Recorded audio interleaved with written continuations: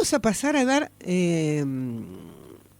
comienzo a nuestra entrevista maravillosa, pienso yo, del día de hoy, que se la vamos a realizar al ingeniero agrónomo Mariano Winograd. Mariano Winograd es una persona ultra ocupada, creo que tiene una agenda mucho más ágil que hasta la del propio presidente de la Nación. Está girando por todo el país y por toda Latinoamérica. Es egresado del Nacional Buenos Aires, que eso ya es mucho decir, egresado de la UBA, es creador del grupo Frutiver, que se ocupa del estudio frutas y verduras, creador, junto con Javier Brenner, del grupo antropoceno de discusión sobre los problemas de producción, sobre todo los agropecuarios, pero también sobre la geopolítica del mundo y de todo tipo de producción en Argentina. Disculpen si estoy hablando muy rápido para ahorrar tiempo. Mariano Winograd es el mayor especialista en frutas y verduras de la República Argentina y yo creo que del Cono Sur. Y en este momento nos está dando una entrevista especial desde el aeropuerto porque está viniendo de Salta. Buenos días, Mariano Winograd. Buenas tardes. ¿Cómo estás? Hola María, buenas tardes, pero no me piropees tanto que me voy a engrupir, no es para tanto. No, vos Soy no apenas un apasionado por lo que hago. Mira, vos no necesitas engrupir, los piropos te los dirá tu mujer. Yo te estoy diciendo las verdades de lo que yo veo desde el tiempo que te conozco y que además he viajado con ustedes a Virasoro, Corrientes el año pasado. Es maravillosa toda la tarea que estás haciendo y yo creo que si estás en muchos medios del país, porque constantemente estás o en Infobae o en radios acá, allá, y das conferencias y das charlas y estás concurriendo a escuchar a otros, no solamente a hablar vos, no te estoy piropeando, te estoy diciendo la verdad. Contanos de dónde venís en este momento.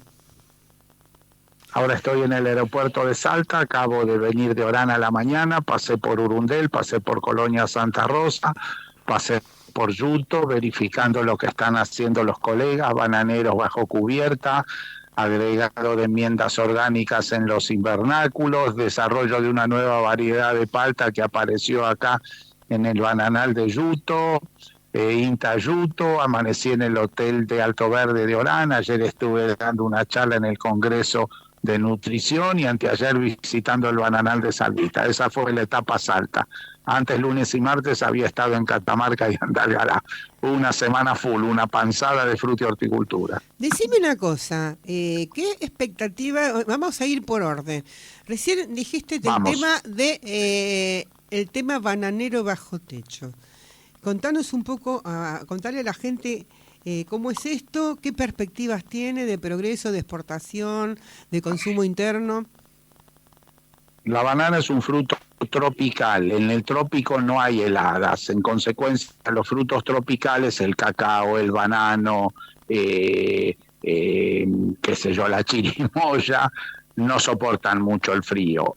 Eso es históricamente. A medida que la humanidad ha ido colonizando el planeta, ha ido llevando sus especies que le interesaban por doquier y en muchos casos se tropicalizaron especies que antes no lo eran o se subtropicalizaron otras que sí lo eran.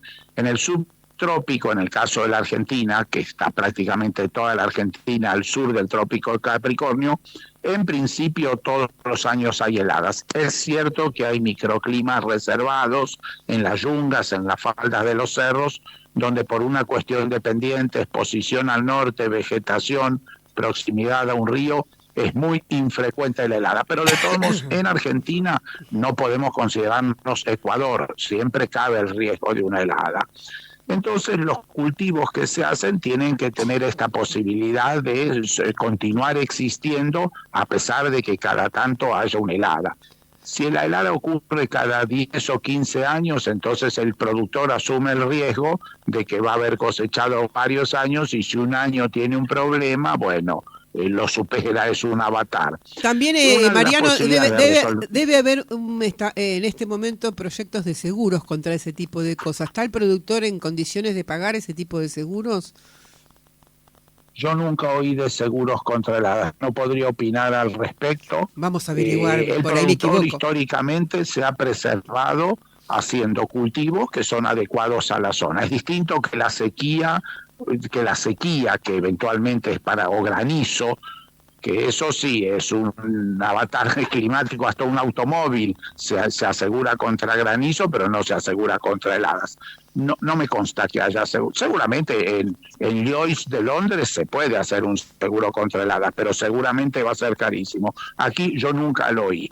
¿Qué hace el productor frente al cultivo sensible a la helada?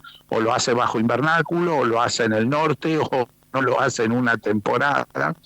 La banana, la gente cree que no hay banana en Argentina. Llegó a haber más de 5.000 hectáreas, en este momento hay menos, pero hay algunos proyectos, unas iniciativas que no es la primera vez que se hacen. Yo ya conozco 3 ciclos de bananas con alta tecnología en el norte. En este caso, Gustavo Castellanos en Colonia Santa Rosa está haciendo un proyecto bajo invernáculo, y Salvita, la famosa marca Salvita que todos la conocen por el choclo y el pimiento, está haciendo banana en este caso en unos parajes reparados muy cerca de la frontera con Bolivia del río Bermejo, donde en principio no hay heladas, así que ahí la banana se hace sin cobertura de polietileno. Decime, en una época en Formosa había mucho cultivo de banana y eso casi desapareció. ¿Qué pasó ahí? Contanos un poco. Bueno, en fin, Formosa es la provincia argentina que ha tenido un sistema político de empleo público y de estímulo al Estado y desestímulo a la actividad privada. No es solamente la banana lo que desapareció de Formosa, también desapareció el algodón y también desaparecieron muchas otras cosas. Entonces, en fin, en la Argentina no hemos tenido en los últimos 30 o 40 años una política de desarrollo del sector bioeconómico. Sí la tuvo Brasil, sí la tuvo Paraguay, sí la tuvo Chile, sí la tuvo Perú, no la tuvo Argentina. Entonces, bueno, cuando elegimos a Milei 2 años atrás, hastiados del ciclo de decadencia que lo precedió, bueno, Milei prometió hacer algo por el sector y de hecho nombró a Fernando Vilella secretario de Bioeconomía. Bueno, eso se discontinuó a mitad del año pasado. Así que la República Argentina no tiene una conciencia de la importancia de su sector bioeconómico. En fin, se ponen las fichas en vaca muerta, en las criptomonedas, en los indios Chapaleufú, en el carry trade, etcétera, etcétera. Falta, la Argentina no tiene una conciencia, ha tenido siempre, no sé, por lo menos en los últimos 30 años, una cierta inconsciencia en la importancia de sus sectores productivos. Este año está bastante crítica la cosa. Y por lo tanto, no se establecen ni políticas públicas ni a corto, ni mediano, ni de largo plazo, lo cual lo pagaremos carísimo. Como vos decís, este año está muy crítica la cosa. Contanos de ese problema gravísimo que tenemos este año con el sector frutas y verduras. Bueno, tenemos, un dólar barato, lo cual implica que estamos caros en dólares. Tenemos un dólar barato, lo que implica que vienen importaciones de todos los países vecinos. Tenemos un gobierno que se consolida políticamente, con lo cual no parece haber ninguna perspectiva de devaluación de aquí hasta las elecciones, que es en octubre.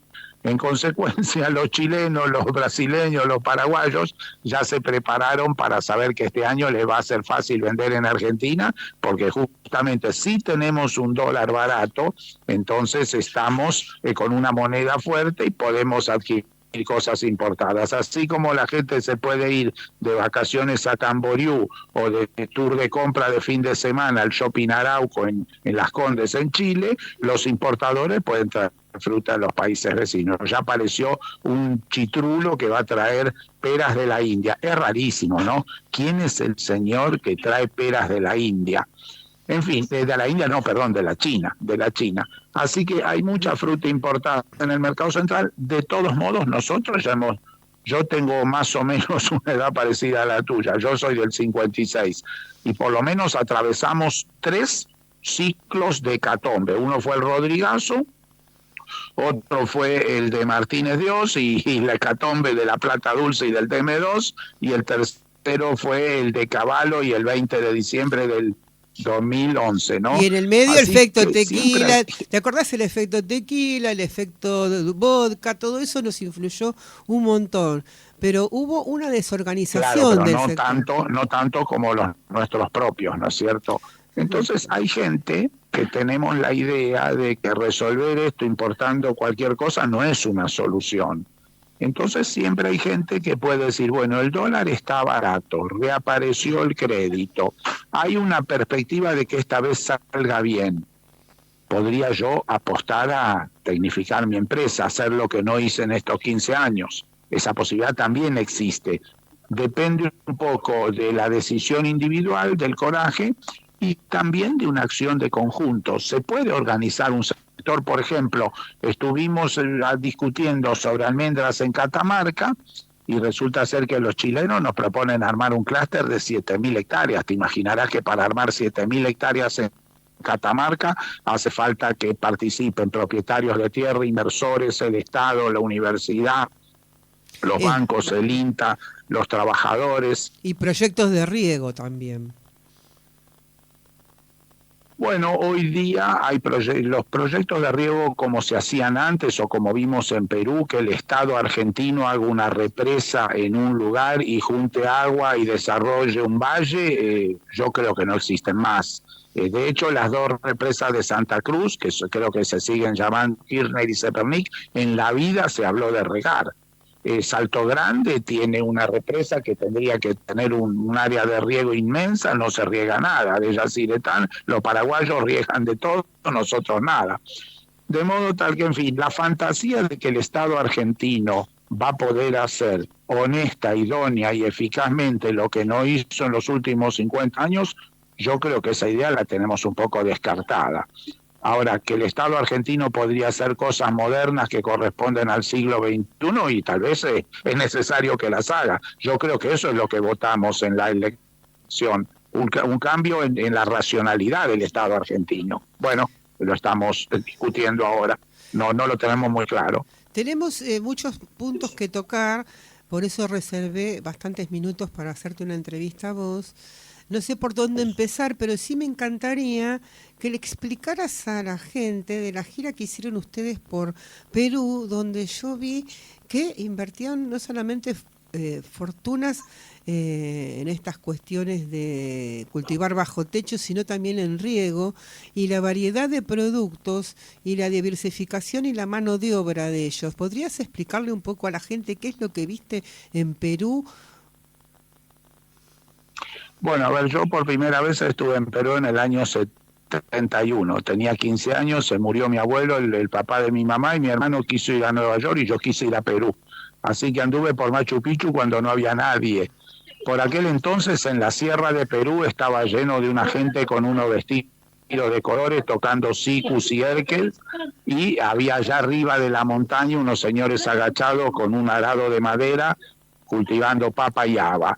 Era un país muy atrasado, era un país muy hermoso, pero muy atrasado. Después de eso vino la reforma agraria de Velasco Alvarado, después de eso vino Sendero Luminoso, el narcotráfico, la guerrilla, y después vino Fujimori, el único presidente agrónomo que conozco yo. En algún momento el Perú, políticamente el Perú tiene severísimos problemas, de hecho la mayor parte de sus expresidentes están presos o suicidados, pero económicamente, bueno, se discute bastante si fue el milagro del Banco Central. El Perú se organizó, el Perú tiene una moneda consistente, tiene crédito, tiene capitales.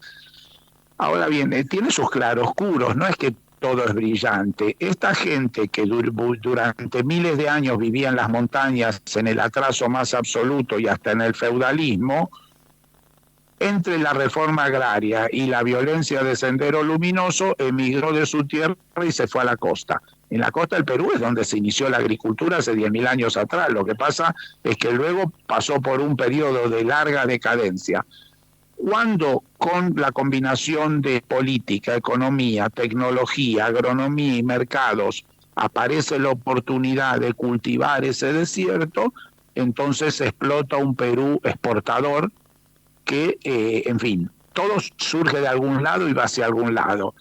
Es cierto, llegamos a Perú con una delegación de agrónomos de Concordia, dos de nosotros se fueron a vivir allí para trabajar en el arándano, nos actuaron de guías. recorrimos toda la costa del Perú, desde Ica hasta el proyecto Olmos, y efectivamente nos encontramos con inversiones de $100.000 por hectárea para hacer arándano, con cosecha antes del año de la plantación, con cultivo de cítrico impresionantes, en donde el agrónomo usó la palabra, este año lo matamos, porque como no rinde $60.000 por hectárea, el directorio de la empresa, que está, no sé, en Singapur, ordenó sustituirlo por uva.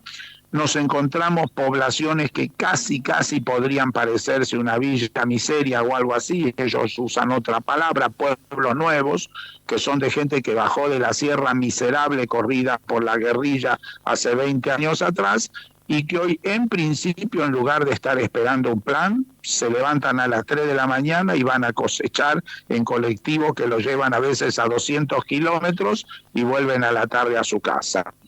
Es un modelo que es exitosísimo, no sabemos si va a durar para siempre, porque, en fin, en todos los procesos sociales, políticos, históricos, hay conflictos, hay controversias, hay dialéctica. En este momento funciona muy bien. Nosotros producíamos arándano y Perú estaba presa de la violencia. Hoy Perú exporta 100 veces más que nosotros. Nosotros exportamos 4 millones de kilos y ellos 400. El año que viene 500 millones de kilos, o sea, 125 veces más que nosotros. Quiere decir que ha sido un proyecto en algún aspecto exitosísimo. Una verdadera puesta en primer orden de la agricultura. No por eso el Perú dejó de ser minero, entonces sorprende cuando la Argentina plantea, bueno, ahora que ya tenemos vaca muerta, la verdad la agricultura no nos interesa, que los agricultores se vayan a ver a los indios Chapuleufú. Decime una cosa, de lo que vos has visto en el litoral, que andás bastante, hablaste recién de Concordia, los productores citro-hortícolas están pasando muy mal. ¿Podrías explicarnos un poco si es un tema no más que económico o es un tema de inversión, modernización, modelo de exportación o de consumo interno? Bueno, lo que sea. Tu expertise es esa, así que te dejo hablar a vos. Bueno, hablaste del litoral y de productores hortícolas y de Concordia. En el litoral argentino los productores hortícolas están sobre la costa del Paraná. Y te hablé sobre de la los costa del cítricos. Uruguay están los productores citrícolas. Citrícolas, cítrico-hortícolas, te dije yo. Por eso quería que hablaras de los cítricos y de las huertas, de las dos cosas. Bueno, ambas cosas. Entonces, los productores hortícolas hacen cultivos anuales. Todos los años tienen que decidir una inversión, tienen que decidir un nivel tecnológico, tienen que evaluar cómo viene el mercado, cómo estuvo el mercado el año pasado, cómo actúan sus colegas, competidores, cómo está el dólar. En este momento, digamos, hay un acceso a insumos que son relativamente baratos, porque como el dólar está quieto, entonces los insumos no están tan caros. Entonces hay un acceso a los insumos, incluyendo fertilizante, incluyendo polietileno. Eso permitiría, por un lado, decir, bueno, es un aliciente para la producción. Por el otro lado, se han incrementado algunos costos internos, por ejemplo, los salarios en dólares, porque los salarios han seguido subiendo y el dólar está quieto, de modo tal que hay algunos costos fletes que han subido.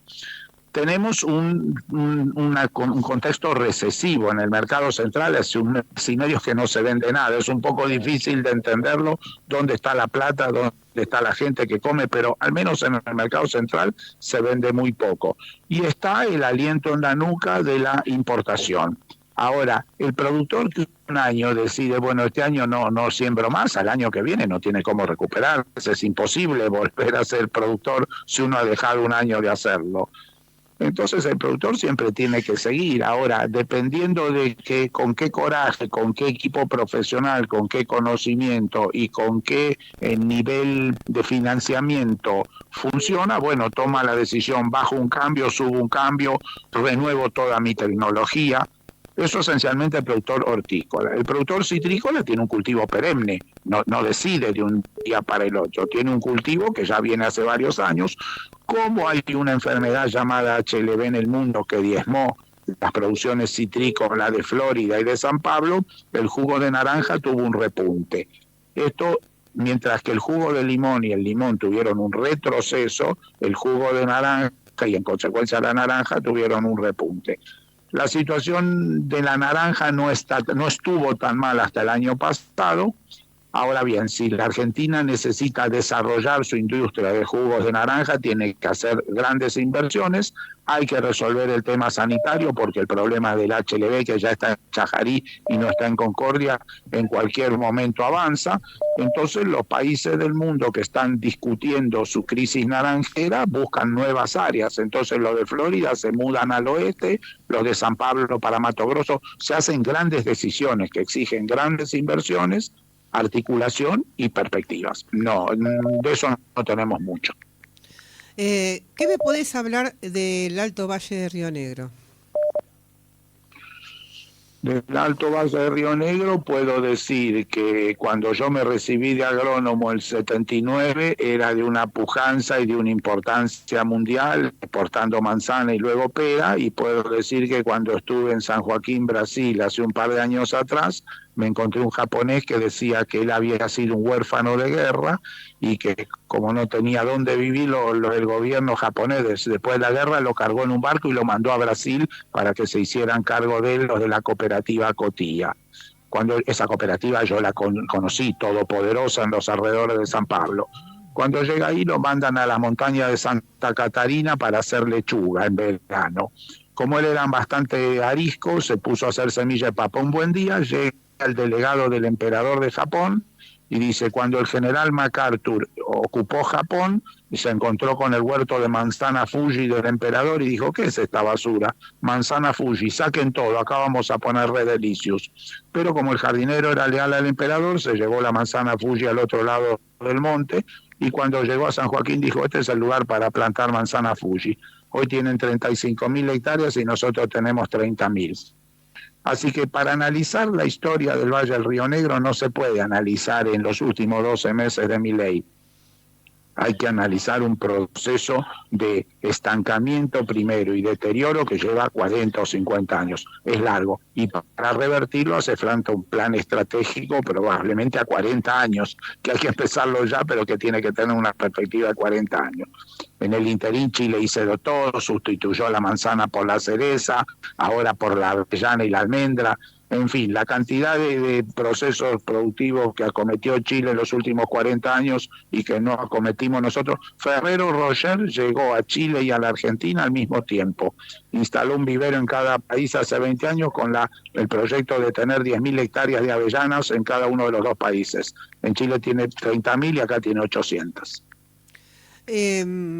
Por lo que podemos escuchar de tu relato, Argentina en todo el sector frutiver, como lo llamás vos, está en un retroceso impresionante y todo debido a falta de políticas públicas, pero también yo creo que falta un poco de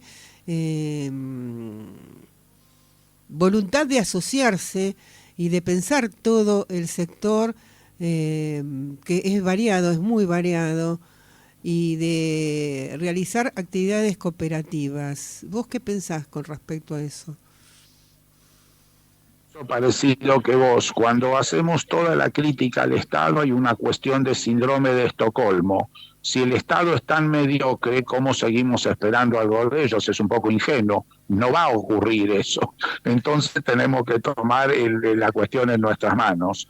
Y efectivamente, evidentemente, como la Argentina tuvo un estado de bienestar cuando no lo tenía ni Chile, ni Brasil, ni Paraguay, ni Perú, ni Bolivia, nos acostumbramos a ese, no nos desmamantamos. Y en fin, y ese tema no está resuelto todavía, pero esa crisis ocurrió en Sudáfrica, ocurrió en Israel, ocurrió en Nueva Zelanda, en todos los países. Después de la guerra hubo un Estado benefactor que duró 20, 30, 40 años y en algún momento hubo el sector privado y se tuvo que poner los pantalones largos. En Argentina falta algo, eso estamos con bermudas, pantalón hasta la rodilla, pero a los tobillos no nos llega. Estos viajes que haces vos por todos lados, ¿están sirviendo para que la gente tome conciencia de que el sector privado tiene que arrancar por sí mismo? Bueno, eso sería un poco petulante de mi parte. El que toma conciencia con los viajes soy yo. En los viajes se aprende un montón. me reencuentro con amigos en todos lados, yo encuentro gente valiosísima, entusiasmo, coraje, compromiso, jóvenes. Antes yo era el más joven en las reuniones, hoy tengo casi 70 años, soy de los más viejos de las reuniones, pero no es que somos todos viejos carcamanes que estamos añorando el año 60, sino que hay muchos jóvenes que nos están enseñando muchas cosas. Un día en la Universidad Austral me encuentro con una línea que estaba aplicando electromagnetismo a unos cultivos de Arabidopsis y lechuga en hidroponía. ¿Qué estás haciendo? Y como yo vengo del mundo de la electromedicina, yo sé que aplicando un impulso electromagnético a un cuerpo humano, le resolvemos un problema fisiológico, metabólico, un marcapasos. De hecho, le garantizamos que esté vivo. Entonces lo estoy probando en hidroponía.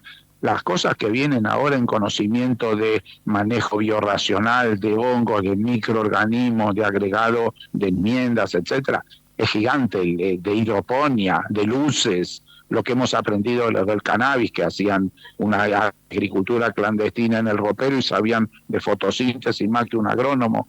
Yo soy muy optimista, decía recién los tropiezos que tenemos. Yo creo que tenemos la experiencia. Víctor Frankl fue el tipo que sobrevivió al campo de concentración y acuñó el término de la resiliencia. Si uno estuvo adentro de un campo de concentración y sobrevivió, ¿qué hace? ¿Se la pasa llorando y lamentando o se reinventa? Nosotros estuvimos en un campo de concentración acá en Argentina. Y bueno, hay que salir, ya nos abrieron la jaula y no sabemos qué hacer. Como dijo Víctor Frankl en su libro El hombre en busca de sentido, acá el sentido es desarrollar el país. Y para desarrollar el país tiene que haber gente que se mueva, que se reúna, que haga planes, que busque inversores. Yo creo que vos estás haciendo mucho para eso, pero yo creo que falta todavía. Creo que hay que agrandar el circo y la conversación. Y volviendo a lo que estabas viendo vos en Salta, hablaste bien de la banana y no te dejé hablar yo sin querer de los demás cultivos que estuviste viendo en Salta. Y bueno, acá en Salta hay caña de azúcar, hay legumbres, hay agricultura, hay feedlots, hay ganadería, hay fruticultura y hay horticultura. Yo me concentro en esto.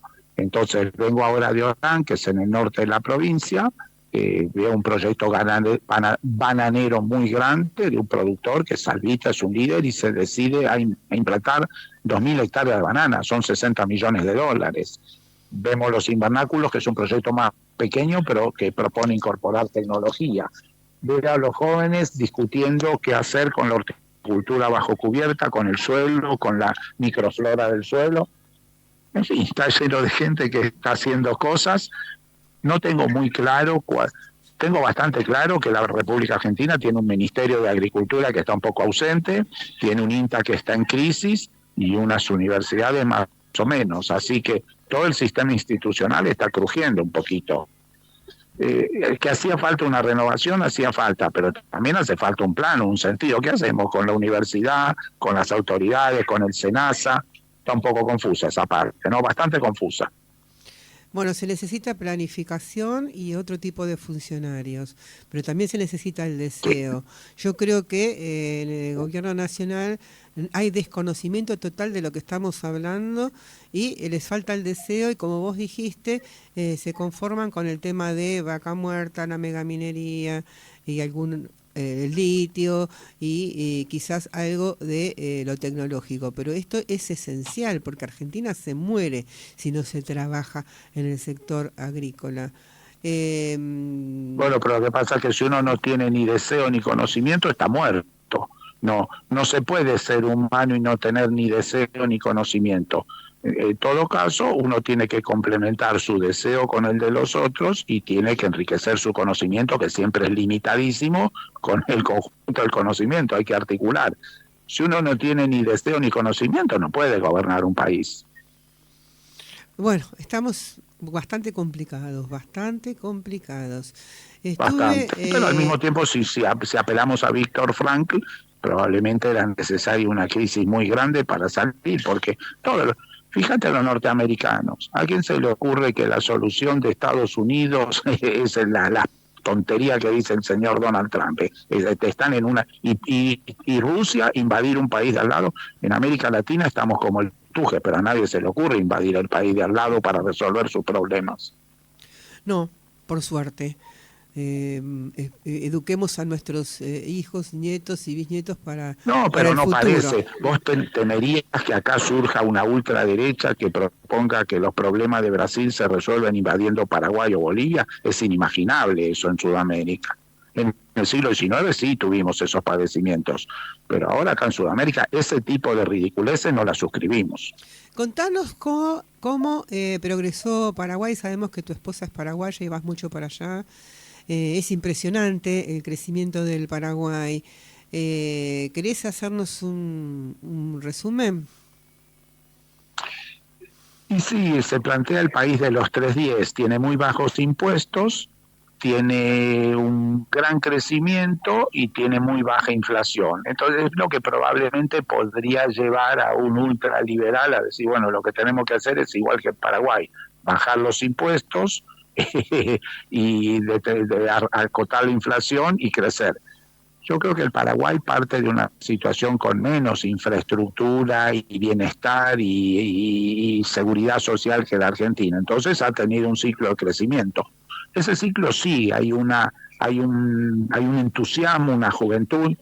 Yo ahora estoy organizando una gira con profesionales de la frutihorticultura al Paraguay porque, en fin, al mismo tiempo tenemos el pésimo ejemplo de Cuader, ¿no? Argentino que lo que van a Paraguay es a llevar $100.000 en un bolso para comprar departamento de la corrupción. Así que yo lo que me interesa en este momento es... Yo en principio lo que me interesa es disolver las fronteras. Ahora acabo de venir acá de Orán, Aguas Blancas, Bermejo. Toda la política de gendarmería, de antinarcóticos y de frontera de la Argentina es ridícula. Es una pantomima de algo que no resuelve el problema y que lo único que hace es una demostración de ostentación de poderío en las rutas, toda la ruta llena de retenes que no resuelven nada. Si yo tuviera que proponer algo con Paraguay, sería más vale la línea de Paultroni. Dejémonos de joder con las fronteras, hagamos ferrocarriles, articulemos, liberemos las fronteras, como lo hizo Europa, ¿no? Alemania y Francia se mataron durante 1000 años y un buen día hoy no hay más frontera, no hay nada, no hay ni policía en la frontera entre Francia y Alemania. ¿Hay problemas en Francia y Alemania? Sí. ¿Se resuelven con fronteras? No, eso lo que hace eso es Ucrania y Rusia, los países que resuelven sus problemas invadiendo al de al lado, o cerrando, o haciendo un muro, como Trump en Texas, ¿no? Tenemos un problema, que entonces hacemos un muro para impedir que la gente vaya y venga al país vecino. Qué ridículo, ¿no? Yo creo que tiene que haber cuestiones de soberanía y de fronteras marcadas, pero tiene que haber este movimiento, esta dinámica continental, que lo daría mucho el corredor bioceánico que tiene en idea Poltroni y un grupo de gente, del que me gustaría que hablaras un poquitito ahora, si te da el tiempo. Bueno, yo conocí a Poltroni de su actividad en Formosa. Yo soy de los que creo que la libertad no la inventó Fantino en Animales Sueltos ni Ornequian en Canal 2, sino que la libertad, el que la luchó durante el kirchnerismo fue el sector agrario. Y entonces Poltroni, enfrentándose a Gildo Infran con la más absurda, y el segundo insulto con respecto a la libertad fue la cuarentena, y especialmente en la provincia de Formosa, en donde un señor se tuvo que tirar al río y se ahogó porque quería ir a visitar a su mamá. Entonces, cuando el gobierno de Milei empieza a proponer al hijo, Poltroni se enfrenta y lo expulsan del bloque. Insólito, ¿no es cierto? Un productor agropecuario enfrentado Infran y al hijo, y el señor presidente de la Nación proponiendo que como ariete de la libertad era la entronización del juez hijo. Pues, gracias a Dios, sepultado ahora. Entonces, bueno, yo me fui a ver al Parlamento a Poltroni para expresarle mi solidaridad. Y Poltroni me recibe, en vez de empezar a protestar contra la corrupción, contra esto, me da un documento sobre un ferrocarril bioceánico. Y él lo que estaba proponiendo era la integración con Chile, con Paraguay, con Brasil. Me encantó, no sé si me leyó la mente, no creo, porque ya lo tenía escrito el documento. Es lo mismo que yo creo. Vos dijiste que el país necesita la soberanía en la frontera. Yo creo todo lo contrario. El país lo que necesita es abrirse al país vecino, pero lo Ojo, discutimos otro día obvio, porque abrir, hoy estamos hablando de abrir, fruta y abrir horticultura. fronteras sí, pero no desterrar nuestra soberanía sobre nuestro territorio. Abrir fronteras es Es que fantástico. nosotros no ejercemos la soberanía, porque la verdad que estas fronteras, tener las fronteras despobladas, sin producción, sin actividad económica, la verdad que llamar a eso soberanía es bastante rimbombante. Acá nos hemos caracterizado muchas veces por gobiernos que se llenaban la boca con cosas, justicia social, donde hay una necesidad y un derecho, todes y todos, la inclusión. Ojo que la soberanía es un grito de pero, se habla mucho de soberanía y la soberanía tiene que ver con el pueblo, no tiene que ver con tener una bandera y tener un territorio despoblado, ¿eh? En eso Bueno, vamos a discutir, tenemos una discrepancia, pero no, tenemos dejémoslo pocas para otro día. porque Termino con lo de Paul tenemos pocas discrepancias. Resulta El ser, ferrocarril bioceánico que propone en el proyecto de Poltroni y otras personas, ¿iría al puerto de Chancay o iría a puertos de Chile? no, porque para ir al puerto de Chancay tiene que atravesar por Bolivia y entonces aparentemente ahí hay alguna controversia de la cual yo no podría opinar mucho. Entonces, si el ferrocarril sale de Brasil y cruza por Paraguay, entra a la Argentina ya por un puente que está medio cerca de la frontera de Formosa con Salta, y cruza por el paso de Jama, arriba de la cuesta del Lipán, a Iquique, Antofagasta. Entonces ahora me encontré con, en fin, gente que está planteando si va a haber un flujo gigantesco de biomasa del Mato Grosso al Pacífico, va a haber una cantidad enorme de bodega de vuelta sin tanta carga. Entonces, ¿qué podemos traer del Pacífico hacia el interior del continente para tecnificarnos? En este caso, gente que hace pimiento en Orán, en embarcación en Pichanal, dice, nosotros tenemos que desarrollar una industria conservera, entonces vamos a traer hojalata de China para hacer envases y para envasar nuestra mercadería. Me pareció fabuloso. Ese es el tipo de cosas que yo suscribo. En lugar de ponerle aranceles y prohibiciones y restricciones y muros y qué sé yo, todo lo contrario. Lo que tenemos que hacer es comercial. Creo que en ese sentido China nos da mucho más ejemplo que Estados Unidos. También nosotros podríamos mejorar nuestros caminos, tanto los rurales como estos internacionales de transporte, hacia ese ferrocarril para exportar nuestra producción hacia Asia, por ejemplo.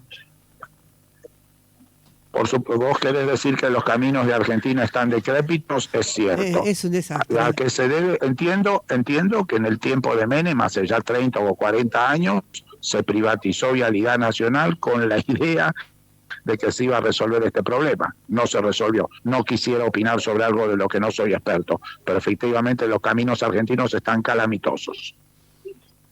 Y también como salida de exportadora de Argentina hacia el Pacífico también es una buena idea, no solamente traer o movilizar nuestras mercancías adentro de nuestro país con ese ferrocarril. Es una excelente idea, pero en fin, ahí también, si estamos alineados con Donald Trump y vamos a recibir premios a Mar-a-Lago, Donald Trump no propone una articulación del comercio mundial, propone algo así como que todo se tiene que fabricar en Estados Unidos y Argentina está un poco todavía haciendo el seguidismo. Ahí tenemos un temazo para discutir, pero Mira, en fin, no me considero muy experto, pero Donald efectivamente Trump, creo que tenemos que abrirnos el crecimiento de Perú y de Chile en materia de fruta y horticultura fue porque estuvieron abiertos al Pacífico, donde hay 5.000 millones de personas, y no así en el Atlántico, hay mucha menos gente. Bueno, Donald Trump no es eterno, así que trabajemos para cuando no esté.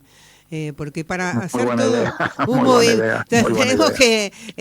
que para desarrollar la Argentina hacen falta muchas cosas, y sobre todo el diálogo de expertos y también el diálogo con la gente de la calle, con el productor pequeño y mediano. Y vos tuviste siempre mucha idea de trabajar en lo periurbano, con respecto a la gente que estaba desempleada, con respecto a cómo se podría hacer las quintas y frutas y verduras de cada ciudad, cómo darle empleo a las personas, cómo enseñarles a vivir. ¿Tenés unos minutos para hablarnos de eso? Sí, el problema me preocupa que cuando hablas de periurbanos y desempleados nos empecemos a arrimar al modelo pro huerta, en la idea, bueno, le damos una regadera, una palita, una semillita y hacen huerta como así hicieron los abuelos inmigrantes. No, yo hablo de grandes producciones. Esa idea no va a andar. Por eso cuando hablas de desempleados, un señor que está desempleado está discapacitado, ha perdido su vínculo, seguramente en materia telefónica sabe usar un celular, pero en materia de usar una herramienta, un robot, una maquinaria, dosificar un fertilizante, probablemente este señor está muy discapacitado. Y yo creo que la horticultura que vamos a construir de aquí en adelante va a ser muy tecnificada, entonces va a necesitar un operario muy capacitado. ¿Tenemos la posibilidad de recuperar a los que están desocupados y capacitarlos? Seguramente es posible. Algunos no podrán. Probablemente tengamos que pensar en una revolución educativa bastante más importante. Es un tema complejo. No es tan simple de decir, bueno, hay tierra, hay agua, entonces le damos unas semillas y hacen horticultura. Muy probablemente se parece a Virasoro, María, estuvimos juntos. Yo conocí el Delta cuando la forestación se hacía, un señor con bota chaparreando en el barro, ya no usaba hachas y motosierra, se cortaba un álamo, se lo cargaba al hombro, lo sacaba hasta el río, después en el aserradero había otro que se lo cargaba al hombro, lo metía en una sierra que habitualmente le cortaba un dedo. ¿Querés describirle a tus oyentes a qué se parece Virasoro? Se parece a Cabo Cañaveral, no tiene nada que ver con un señor cargando una tonelada de madera en la espalda, ¿verdad? No, está requete contramodernizado y hoy próximo a recibir otro tipo de inversiones. Y aparte, yo siempre les dije de primer momento que ahí tiene que ver con un proyecto de educación que tiene más de 100 años, que lo origina la gente de Las Marías, que dio todos los niveles de educación a su gente, inclusive tecnicaturas y preuniversitarios, que son gente que están trabajando en todas esas fábricas de alto impacto tecnológico y de gran capacidad de producción y exportación, y con una paz y una organización y un agradecimiento que es impresionante. Yo creo que tenemos que hacer un programa especial sobre todo lo que pasa en Virasoro. Bueno, ese ejemplo es muy válido. Entonces, en Virasoro no se trata de emplear a los desocupados en alguna actividad que les garantice alguna sobrevivencia. En Virasoro se trata todo lo contrario, de convocar grandes inversiones por el recurso capacitado que puede hacer actividades que antes se hacían en medio de la ignorancia y la bruteza con máximo conocimiento. Y eso es producto de una decisión que se tomó hace 100 años, no que se tomó ahora. Entonces, ¿qué se decidió en materia de educación en el conurbano bonaerense en los últimos 50 años? Porque vamos a tener que lidiar con eso. El problema en los conurbanos es gravísimo porque hace 50 años que se decidió que ahí la solución no pasaba por el conocimiento y por la tecnificación y por la inversión, sino por la mendicancia a un funcionario. Es un tema muy serio. El problema de el conurbano bonaerense es gravísimo. Y para cerrar el programa, tenés 3 minutos para explicarnos algo que a mí me impactó mucho de tu historia, que tiene que ver de cuando vos fuiste director del Mercado Central de Buenos Aires y cómo fue tu salida de ahí y qué es lo que viviste a nivel organizacional, económico y político. Bueno, voy a tratar de reducirlo en 3 años. No fue director, sino subgerente. Yo me recibo de agrónomo en el 79 con 22 años, me voy a los mercados, al mercado de abasto, dialogo con la gente y percibo que había un tema grande en Run, que era la apertura del mercado central y el cierre de los mercados.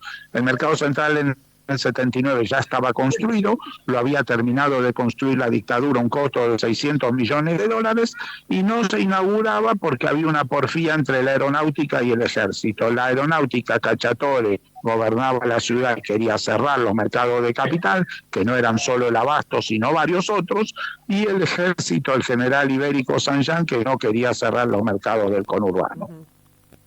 Pues bien, se empieza a generar una controversia, aparece Malvinas, aparece Raúl Alfonsín y aparece el colapso de la dictadura. Hacemos un gran acto, nosotros militábamos a favor del mercado Central, hacemos un gran acto en Florencio Varela, reunimos 2.500 productores frutihortícolas, hoy reunir 25 es una proeza ciclopia, invitamos a las dos candidatos, Alfonsín y Luder no viene, lo manda Robledo, Alfonsín se lo come crudo y promete abrir el mercado central. Integra un directorio de cagatinta, de señores que no de fruta y horticultura no sabían nada, en fin, tratan de cumplir con el compromiso y nos llevan de asesores del directorio. A un productor untano analfabeto de Florencio Varela, a quien venero, mi amigo, mi maestro, mi hermano Aldo Guañano, y a mí que, bueno, como ha vivido a la universidad y era joven, era un poco su Rasputín. Le escribía, porque él escribir le costaba, pero era una mente brillante. Entonces, en fin, llega un momento que se da cuenta el directorio que no iban a llegar a cumplir el compromiso con Alfonsín. Entonces nos ponen al frente de la gerencia comercial. Pues bien, había una crisis, la oposición al mercado hace una huelga dramática, se equivocan, pierden y abrimos el mercado. Primero, digamos, en medio de una estampida de gente que viene al mercado, y luego el 15 de octubre con Alfonsín, con la banda de música, el izamiento de la bandera. 15 de noviembre del año 84, un mes después, este joven estúpido imberbe de 26 años y el Tano que me siguió, les renunciamos. Le dijimos, señores, ustedes así son unos políticos, no van a resolver los problemas de la fruta y horticultura. Es cierto que éramos muy petulantes y creíamos que nos iban a pedir, no, por favor, quédense. Nos dijeron, muchas gracias por los servicios prestados, que Dios y la patria se lo demanden, y hace 40 años que vengo peleando la cuestión del mercado central, verificando cómo la burocracia argentina no lo ha sabido manejar. Una vez quisiste entrar al mercado y otro gobierno no te dejó entrar, ¿eso lo podés decir? Atención, por favor, la devolución de... Bueno, a mí siempre me dejaron entrar, pero en una oportunidad escribí una nota en Clarín cuestionando los desmanes de Guillermo Moreno, y cuando iba a entrar a la sala una reunión de productores correntinos acerca de pimiento, se me aparece el gerente comercial, el gerente comercial y el de comunicaciones, a quien yo conocía toda la vida, y me dicen que no iba a poder entrar a la reunión.